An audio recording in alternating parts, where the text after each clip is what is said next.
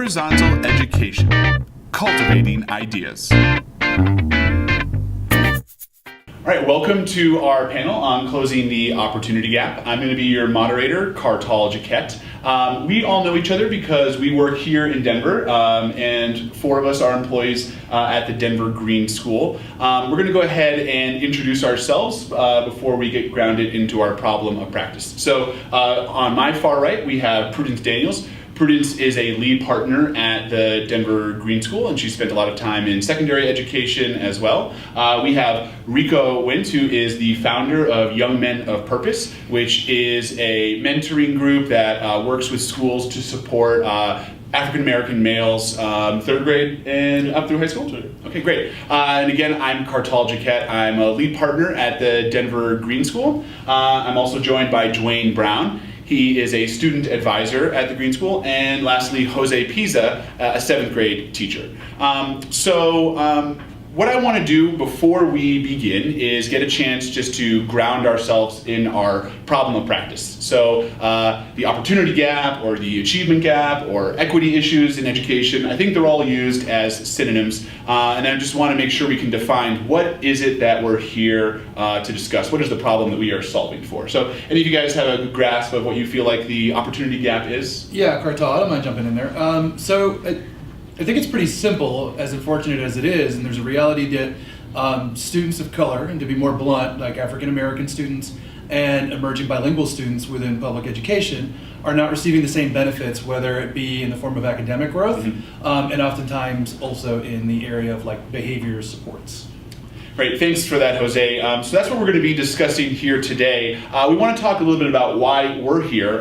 We're here humbly. As a school, we know that we have very far to go in our journey for closing the opportunity gap. But we're also here because this upcoming school year will be the third year that closing the opportunity gap is the number one priority for our school. And in these first 2 years, we've tried lots of different moves, and we've seen a lot of success. Our growth numbers for students of color and for emerging bilinguals are excellent in math and especially in literacy. And while we don't know the exact correlation with some of the moves that we've made, we do feel like there's some priorities that we've had as a school that are worth championing. So we want to make sure that we're explicit so you know what to expect. So some of the things that we're going to be talking about, and I know because I've talked with this team, is the move of unpacking your own personal bias that you bring with you in education, as well as the bias that's inherent in education as an institution. Secondly, we're going to be talking about making authentic partnerships with students and their families. Third is really not just for students of color, but just a school-wide system that supports any student that is not meeting grade level expectations. What is your ability to differentiate and to target those students? And then finally, expectations. What are the critical ones? How do we explain the rationale? And how do we make sure that we enforce them consistently? We've seen that has been a big investment that our students of color and our emerging bilinguals have really appreciated. I've talked a lot to help set the stage, so I want to make sure to hear from each of our panelists. We're going to go with a rapid fire question. I want to ask, what do you feel like is the number one move that you would recommend another school make to help close the opportunity gap? Prudence, if I could start with you, and then we'll get a chance to work our way down. I would say the number one move is having tight data analysis team meetings and having tight data analysis team systems. So I think weekly looking at student work and sorting student work and making instructional moves based on that student work, and then also having accountability systems to make sure those instructional moves are followed up upon. We also analyze student tests. We look at student behavior, and then we look at students at the individual level with monthly RTI meetings as well. Thanks. Go ahead, Rico. I think what we really focus on with Young Men of Purpose for sure, and the partnership we have with DGS, is making like really, really quality and authentic connections with students and the families. And making sure that kids have a way to feel heard, and families are feeling like there's some outreach in between the partnerships with the schools, and the programs that schools are bringing in, and also meeting them on their level, which meeting the students on their levels, which makes them feel like they have something to be a part of, and something that that advocates for them in the school system. Rico, I'm really glad you mentioned that. I want to come back to you for that point, because I think that's something that education struggles with. building authentic connections with traditionally underserved students. So let's come back to that. Dwayne, how about for you? What is that number one move that you would recommend other schools make? Yeah, it's going to be a bit of an echo to what Rico said in building relationships. From a behavior standpoint, somebody that responds to behavior all day, one of my moves is to just immediately engage with families and the student. That gives us a lot of context. It gives us empathy when needed, and it gears me better when I'm like involving or responding to the student or the family. Excellent. I think mine is a little bit more of a general overview, but Cartel, you said the word invest, and that for me is pretty key. You can't have a priority in a building, and that investment not equal dollars, time, energy. So whether that be PD before school, after school, whether that be time set aside for meetings of any kind of like purpose, or bringing in outside like providers to help fill in the gaps where you as a team can't do it. You just got to be committed and not just talk about it.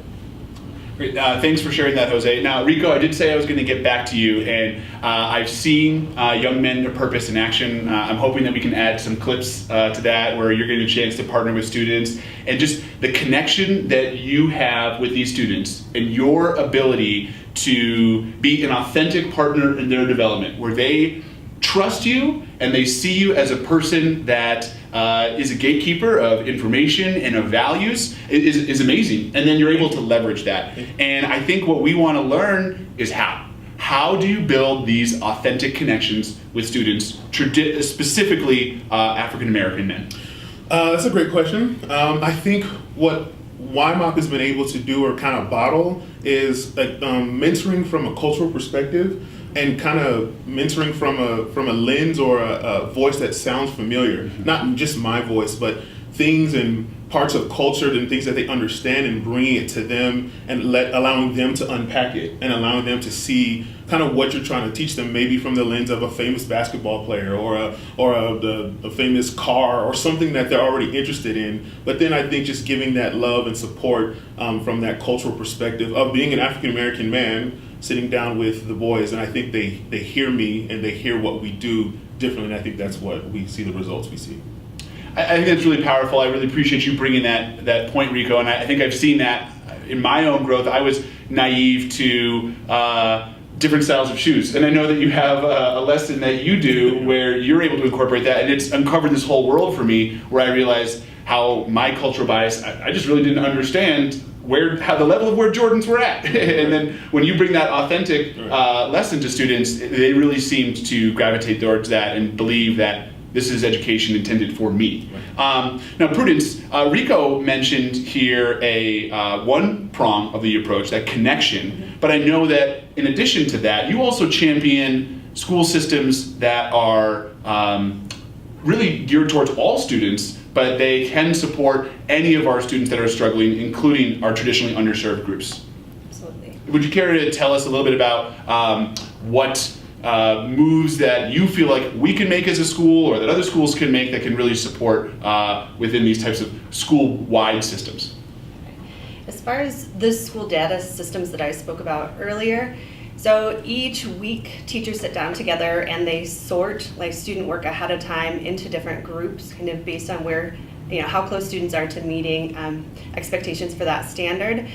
And then as a team, we're able to develop like what are the instructional next steps like for this group of students, and then the teacher goes and completes those next steps for that following week, and we come back together. And I think that system in and of itself is just so powerful because teachers feel so accountable to one another and are so invested in the system and in seeing student growth. They want to be able to report that students came back markedly improved from the week before. So I think that system number one has been huge for us. But I think also having additional systems for when students aren't making the expected growth are really important. And that's where RTI comes in for us, where each month we're looking at the kids that aren't making that growth in data teams, and we're teasing out what is behind that, like what are some root causes at the student level. And I think those systems working in tandem have been incredibly powerful for us and have made sure we're not letting any students slip, but they're especially beneficial for students that aren't part of the dominant culture and that may not know kind of all the codes of school.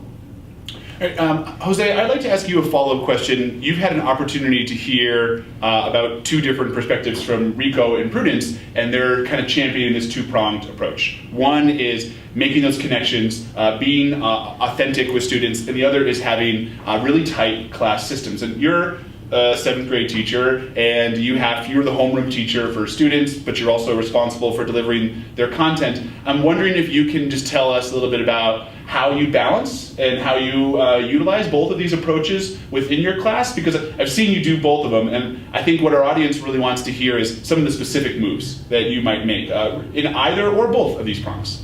Yeah, it's a great question, Kartal. And it is a little bit of a balancing act, but I think it starts off with knowing that there's a place I want to get every student to. And it's a place of success, a place of achievement, and that some kids are going to require different moves to get there. And for a lot of our students who come in and they can recognize I am operating within a system, within a school, an institution that wasn't built for me, right? They need the love and the care that Rico was talking about invested up front to make them feel like it is a place for them to achieve and learn and succeed. And going about that in a way that's authentic and not just saying it like in a nice way casually, but like actually them seeing the energy and time and effort that you put into connecting with them as a human being, with their families, with their culture, so that you can then get into a tough situation with them and not tell them, no, you didn't do it, but hey, I believe in you and I know you can do this. And there's no reason why anybody else deserves the success more than you do. You deserve it as much as anybody. And for them then to be able to buy into that message and work along with you, because the capacity and the ability is always there. So it's just finding ways to tap into that capacity and that ability to be able to get them somewhere. And Jose, to champion some of the approaches that you use, and you've had some of our highest growth scores in the entire school, also especially with some of our students of color, excuse me. But some of the things I see you do very specifically is if there's a student that's not meeting expectations, it always feels like it's a private one-on-one conversation, either out in the hall. You might wait. Maybe you're in the middle of instructing and you're not going to shame that student in front of the whole class, and you're going to take them out. And the tone that you have is very much this, hey man, you know that we've talked about the importance of making sure that when we're in group work, we're really focused. So you always hit that rationale. You're always talking to them as a person. There's never any shame.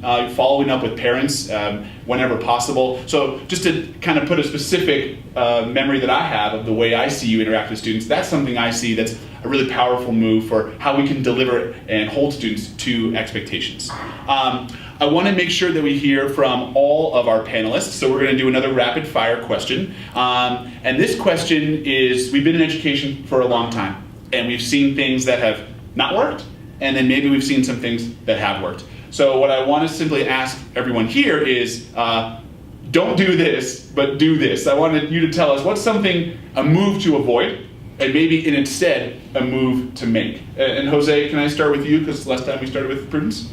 Yeah, I think so. Oftentimes when we're working with students, you mentioned it a little bit before, Kartal. There's a point at which you're justifying and rationalizing, and I think that's okay to do. And then there's a point at which perhaps like a mistake has been made by someone, and at that point, the idea of shaming or trying to continue to repeat a message when a person may know it already, I think is a waste of time, and it will only like injure and harm a relationship that you have with the student. There does sometimes reach a point where you just say like, hey man, sorry, you made that mistake, let's go make it better. And just move on. And that's it. Like, these are fast moves. Hey, I'm gonna let your parents know, tomorrow we're gonna come in and we're gonna be great. Done. That's great, thank you. Dwayne, for your rapid fire, don't do this, do this.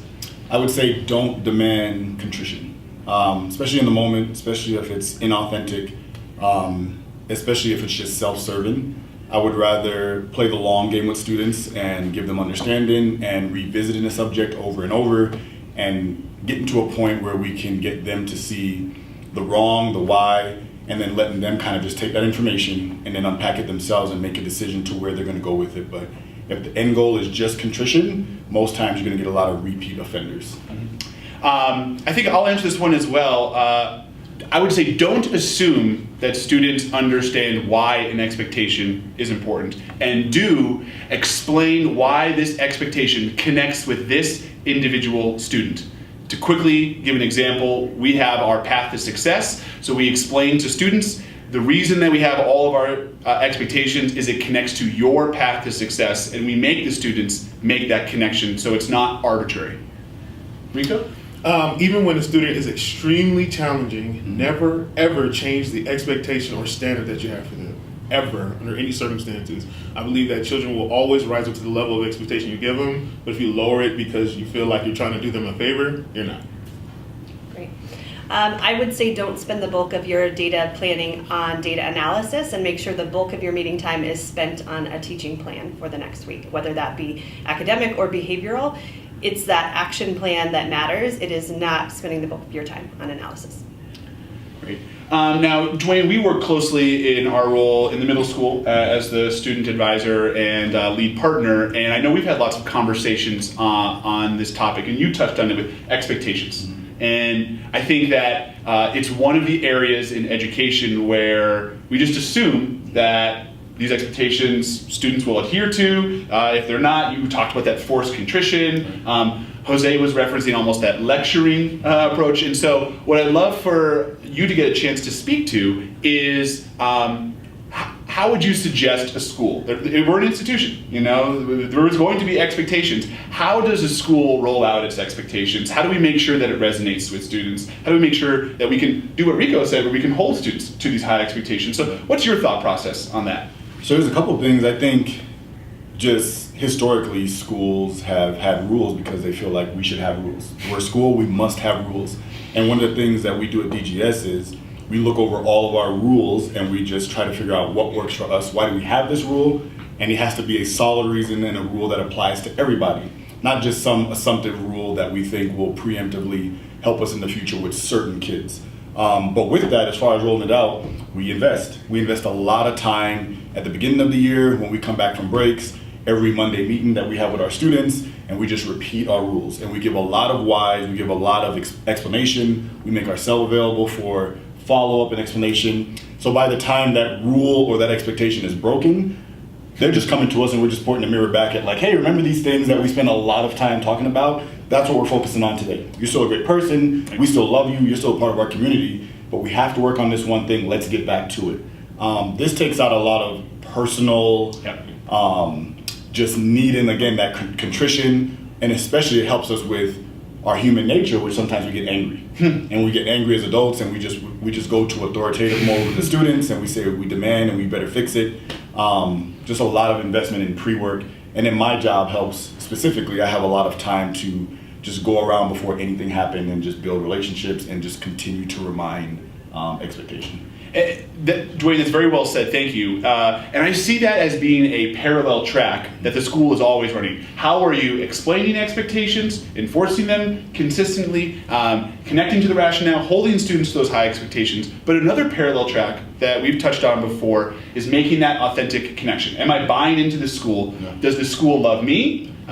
Does my mom and dad think that this school loves me as well? And so making that authentic connections. What I'd like to push our panel right here to do is just a quick popcorn share. What are moves that a school can make to build an authentic connection, getting as specific as possible? So if you have one, just quick raise of the hand and I'll try to point to you. Anyone have anything that comes to mind for a move that a school can make to build authentic relations, which can then be leveraged when we roll out our expectations? Dwayne? A move that I've done personally, especially with our African American families, is my role doesn't necessarily require me to be at these things, but things like back to school night or community events that we have, I'm always there and I'm always trying to build those relationships in a non-threatening, non-aggressive, non-punitive manner. And then I reach out on things that are also just celebratory moments. You won't only hear from me when your child has done something wrong. So just to name that, it's having positive communication with families whenever possible. Prudence? I think just noticing things about kids goes a really long way, whether it's a new haircut, a new hairstyle, new shoes, new outfit, especially sparkly, cat sweater, whatever it is, like that goes a long way, and kids remember that you notice.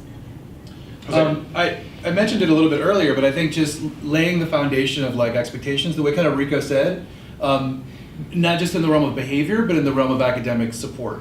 Like every kid needs to know and feel that you believe wholeheartedly they're going to be amazing. and that needs to be communicated on a regular basis. They need to feel that from you so that they can rise to that expectation. I think one that I would like to share is just the power of email. I think with the way smartphones are used in our society, I think we used to think that email didn't reach a lot of families, but email does. And the ability to just send a celebratory email, you can even BCC to several families, hey, they got this 100% on this quiz. I'm constantly having families tell me that, oh, I really appreciated that email. And what we do as a school is set aside 30 minutes during every non-contact day for staff members to communicate with families and build those connections. Rico, anything for you that? Yeah. This is your jam. Yeah, I think this is a bit obvious, I guess, but I think programs like Young Men of Purpose and other great programs that bring in an authentic experience to kids of color or just students in general that touch them and reach them in that social emotional place that makes them come to school and say, maybe I can do more, maybe I can achieve more in math or sciences because maybe I just have a bit of edification in who I am as a person. And I think those things are very, very powerful. Unfortunately, street gangs and things have done an amazing job of discipling children. And I think that we have to bring some of that, not the negative part, the mentality of being with and walking with children through these experiences and allowing them to feel a part and be a part of something. You know, and you do a great job, and something that our school, I think, has stolen is having these really positive events. Skate City and the bonfires and the pizza. And we've stolen some of that by making sure that we have protected time in our school week, which is just for fun. It's just like, it's a field day, it's a dance, it's a Friday celebration, which we do every week with some silly minute to win it game. And students see that school is fun, I like school, I can buy in to school. I want to shift here, and I'm going to start with a reflection on my own personal journey within Opportunity Gap and our equity issues, and I just want to see if it resonates with anyone else and if you want to add on to that. So for me to speak personally, as a child of the 90s, I felt like the messaging that I received, which is that everyone is equal, and racism is terrible, and I internalized that, and I think that was wonderful, and it was a wonderful message, but and we still obviously have overt racism in our society, and to ever think that we're past that would be a total lie.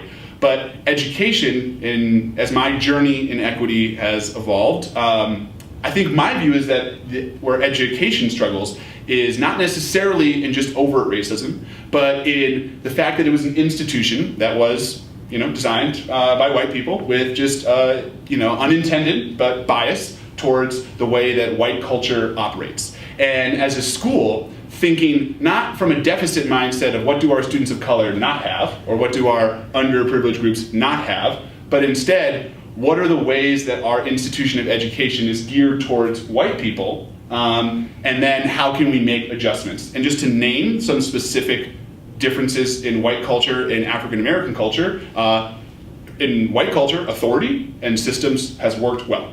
That has been something that has been self-serving and positive. In African American culture, with segregation and civil rights and with slavery and just turning on the news and Black Lives Matter, you could not say in any way that deferring to authority and systems and rules have worked. And so as an institution, you're going to have to make adjustments. And we've talked a little bit about that. Really hitting why and expectation is important. Really making sure that you're being consistent with students. And so this view that educations stop thinking about racism and start just thinking about we are different cultures and we need to treat different cultures differently and take into consideration their actions. So I'm just curious if that resonates with anyone. I mean, I'm happy for pushback because I maybe put myself out on a limb there, but what are your guys' thoughts on that type of statement? Yeah, I can start, Bertal. What jumped to mind was just even the nature of parents. And as teachers, sometimes parents are our most uncomfortable zone because we work with kids day in, day out. We get a sense of what they're about, and in some regards, we are authority figures and we're in charge and we can kind of manage that situation versus other adults are outside the range of that authority, and we don't always know the way they're going to respond to something. And as a matter of concern, I know, for example, being a Cuban Mexican, that the Latino Hispanic community, as parents, are going to respond differently to concerns and challenges from the school with a lot of sometimes deference or trust that can be misplaced. So they might allow a problem to fester for a very long time and not respond because in their culture, where they're coming from, you're taking care of that, and we're trusting you a lot to go take care of that.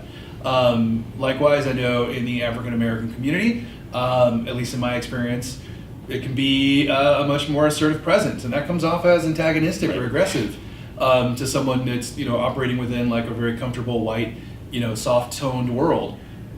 But in reality, all that means is there's a lot of love, care, and passion for a kid, and they recognize that for generations, the system that we're working in hasn't always reciprocated that love, care, and passion for their child or their people. So I think there's a balancing act there, and and it only gets more complicated the further we go into bigger, broader, emerging bilingual like cultures and communities within our schools. So there's a lot there to take in and to commit time and energy to understand.